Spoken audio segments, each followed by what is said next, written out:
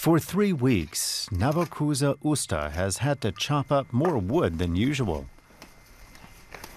She's a kitchen helper at St. Paul's Catholic Seminary in Fort Portal in western Uganda.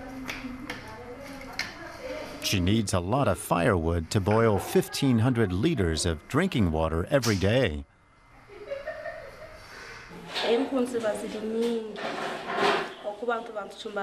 We boil the water for different purposes, to cook and to drink.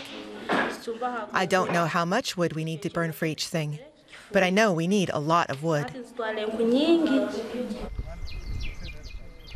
More than 200 novitiates live and study in the seminary along with teachers and staff, and they all need drinking water. But tests showed the facility's water purification system isn't working properly. I'm just trying to imagine. It is not a good water for drinking. It's not healthy at all. We have a second sample with us here. It has a few impurities, as you can see it. It is not also recommended for drinking.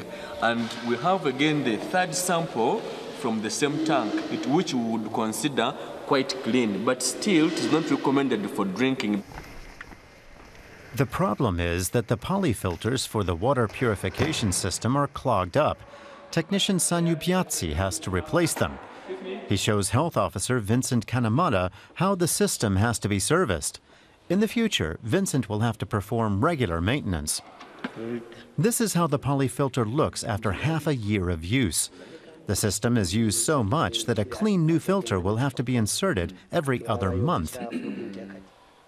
A new UV lamp is also needed. It kills bacteria in the water. A system like this costs 4.5 million Ugandan shillings, about $1,200 US. Linda Nigiwan works in sales. St. Paul National Seminary is quite a unique school because of their water consumption is a little too high. So that means they're overusing the polyfilters, and that also means that they have to replace them quite regularly than the other schools that run a system for 1 hour in a day.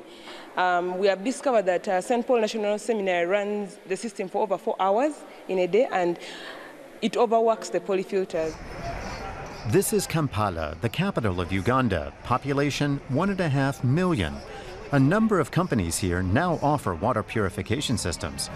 By the end of 2018, Linda Nigiwan's firm plans to quadruple the number of school children it provides with drinking water to 2.8 million. We believe with the support from the church, the government, and different organizations, we can reach this figure. Purifying tap or well water with one of these systems is not only a lot cheaper than boiling it, it's also better for the environment. I see the impact as being twofold. First, by improving air quality, especially in schools, and secondly, in reducing the effects of global warming.